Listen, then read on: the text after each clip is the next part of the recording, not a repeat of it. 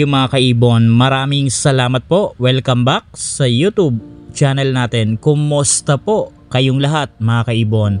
For today's video, sasagot na naman tayo ng katanungan ng mga kaibon natin. Ito po yung unang katanungan sa akin ng kaibon natin. Ang tanong, meron daw si Sir nabili na Parblue Opaline Split Ino na kak.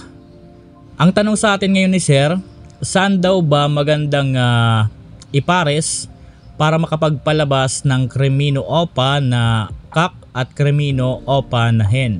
Salamat po. Salamat sa imo, Diyos mabalos. Mga kaibon, disclaimer lang. Ang isi-share ko dito ay base lamang ito sa kaalaman ko at karanasan ko sa pag-aalaga ng mga ibon. Sa katanungan, gusto ni Sir makapagpalabas ng Cremino Opa na kak, Cremino Opa na hen. Meron si Sir materialis na Parblue Opaline Split Ino na kak. So mas maganda kung meron tayong budget, pwede po natin ipares yan sa Cremino Opa na hen. So sa ganyang klase ng parisan, pwede po yan maglabas ng Cremino Opa na kak, pwede po yan maglabas ng Cremino Opa na hen. For example, ganyan ang parisan mo tapos naglabas ng albino. Yung albinong yon, opaline na yon, at ang magiging ID po nun, albino Bluetooth opaline. So mga kaibon, kung wala tayong sapat na budget, pwede naman natin ipares yan kahit po sa for example, ipares natin sa Parblue Opaline Split Ino na hen. So ang ganyang parisan, maglalabas din po yan ng Cremino Opaline, pwedeng kak at pwede naman na hen. At pwede rin po yan maglabas ng albino Opaline na Bluetooth. So pwede rin po yan maglabas. Ang kinaibahan lang dito, dahil po ang parisan lang natin back to back Parblue Opaline Split Ino, doon sa mga magiging anak na non-visual, lahat lang po yun Opaline possible Split Ino. Hindi katulad doon sa una na parisan kong binanggit, kagaya po ng parisan na Parblue Opaline na kak Split Ino, tapos yung kapares Cremino Opa na hen. So doon sa mga non-visual na anak, lahat naka-split talaga. So mas maganda ang ganong klase kung meron tayong budget, dahil lahat ng anak no na non-visual talagang Opaline, Parblue Opaline split sa Ino. So napakagandang materyales. Halimbawa naman, pwede naman yan ipares sa iba. For example, meron lang kagaya po ng for example, ang parisan mo Parblue Opaline na kak Split Ino, pwede mo yan na ipares sa kagaya po ng mga Lutino Opa, split din sa Parblue yung Lutino Opa. So pwede na po yan makapagpalabas ng Cremino Opa. Pwede rin yun maglabas ng kak at pwede rin yun maglabas ng hen. Or kaya naman mga kaibon, pwede po ninyo yan ipares sa mga Opaline na Split Ino, Split Parblue. So pwede na po yan maglabas ng Cremino Opa. Pwedeng kak at pwede ring hen. So mas marami ang pwedeng pagbanggaan yan. Basta importante, para makapagpalabas ka ng Cremino Opa, mas maganda mga kaibon, kagaya niya na meron kang visual na Parblue Opaline kak Split Ino, ipares ninyo kahit po sa mga for example kagaya ng green. Yung green mga kaibon dapat naka-split sa Parblue, naka-split sa Ino na Opaline. Halimbawa, ang magiging parisan nyo po Parblue Opaline kak Split Ino, pwede ninyo po yan ipares sa green Opaline Split Parblue Split Ino. So pwede na po yan maglabas ng visual Cremino Opa. Pwede na po yan kahit kak or kahit hen. Ang importante kasi dito, back to back, mas maganda back to back Opaline ang gagamitin po ninyo, dahil ang hinahanap po ninyong gustong palabasin, pwedeng kak, pwedeng hen. Kaya po ang kinakailangan nyo lang po dito, parehong merong dugong Opaline, parehong merong dugong Ino, at parehong merong dugong Parblue. So kahit po naka-split lang yon, basta merong dugong Parblue, okay na po yan. So yan po yung unang katanungan sa atin. Sana po nasagot ko ng maayos ang katanungan. Pangalawang katanungan sa atin mga kaibon na idol, good PM. May tanong po ako, yung parisan ko na yung parisan ko po kinain po yung kinain ng Lutino Opa hen yung mga itlog nila. Kaya wala po akong nakita na itlog. So sayang, ganda pa naman siguro ng parisan ni Sir dahil ang binanggit niya dito na hen Lutino Opa. So napakaganda siguro ng parisan ni Sir, kaso lang ang problema kagaya nito, nangangain ng itlog yung Lutino Opa na hen ni Sir. So meron talagang mga ganyan mga kaibon. Kagaya ng dati na naging paliwanag ko doon sa vlog natin nung nakaraan, meron kasing mga breeder na minsan kumain lang sila ng itlog dahil walang calcium yung katawan nila. Kaya ang napagdidiskitahan yung mga itlog dahil po yung kinukuha lang naman dyan ng mga alaga natin yung shell. Kaya wala talaga kayong makikita dyan na shell. Kasi yun lang naman po ang kinakain yan. Yung shell talaga yung kinukuha nila. Kaya po wala kayong makikita dyan sa nest box nila.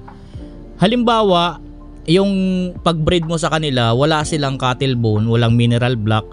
So nangangailangan din siguro ng source ng calcium yung mga alaga natin. So baka ang napagdiskitahan lang yung mga itlog.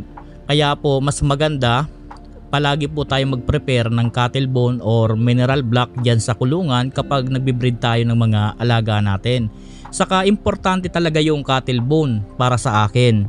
Dahil po yung cattle bone, punong-puno po yan ng calcium. Para po makatulong po yan na sa pagbe-breed. Ang trabaho kasi niyan, mabigyan ng mataas na calcium yung mga alaga natin. Lalong-lalo na kapag meron po silang itlog or nangingitlog. Dahil po kapag po merong cattle bone, sagana sa calcium yung mga alaga natin, yung syansa ng fertility ng mga itlog mataas. Kaya importante rin po yan. At hindi lang po yan kapag nagkakaroon sila ng itlog or mangingitlog.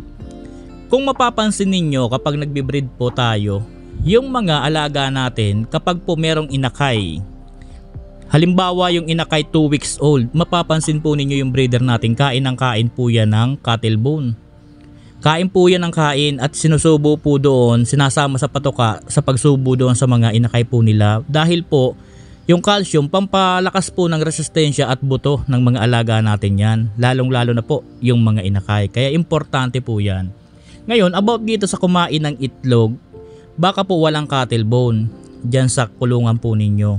Pero kung merong cattle bone sa kulungan po ninyo, baka po ugali yan ng isang breeder po na kumakain ng itlog. Meron po talagang ganyan mga kaibon.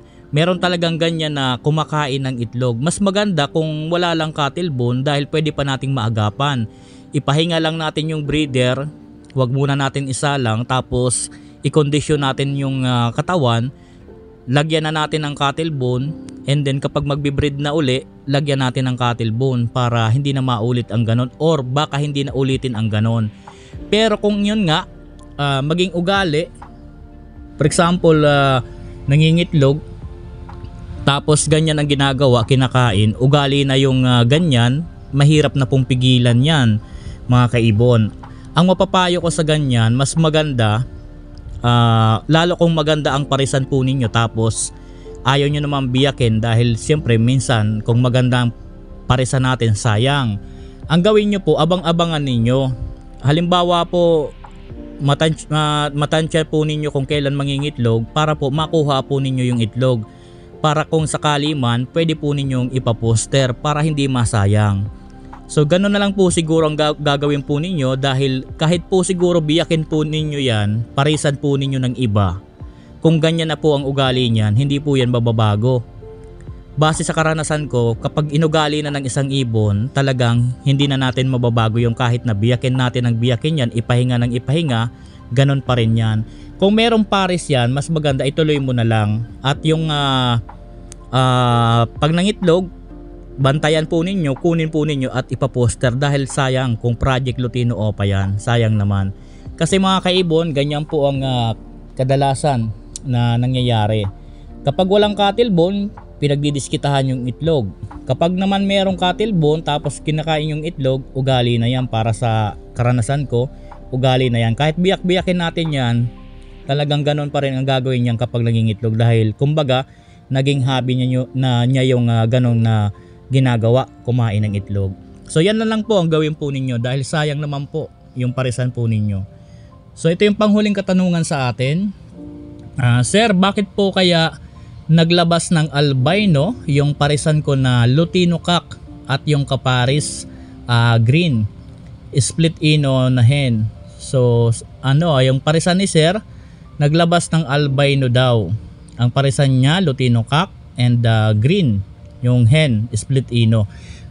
So sa ganitong klase ng parisan, normal na minsan ang ganito na naglalabas ng albino yung parisan na ganito po, dahil kahit parehong green yan, green series yan, kung naka-split naman yung pareho or naka-split ang isa dyan sa blue series, pwedeng maglabas po yan ng albino or white bulls, or kaya naman kahit na blue, pwede yung maglabas mga kaibon. Baka po yung Lutino po ninyo, baka po galing din yan sa blue series, or kaya naman po yung green po ninyo, baka po galing din po yan sa blue series, kaya po naglalabas ng albino. Throwback po yan, normal po yan kaibon. So yun po mga kaibon yung katanungan sa atin. Maraming salamat po. Sana doon sa mga kaibon natin na nagtanong, sana po kahit papano nasagot ko po ang katanungan po ninyo, at doon sa mga kaibon natin dyan na nanonood, maraming salamat po. Sana po nagkaroon kayo ng konting kaalaman at konting idea. Maraming salamat po. Happy birthday sa ating lahat. God bless po sa ating lahat mga kaibon.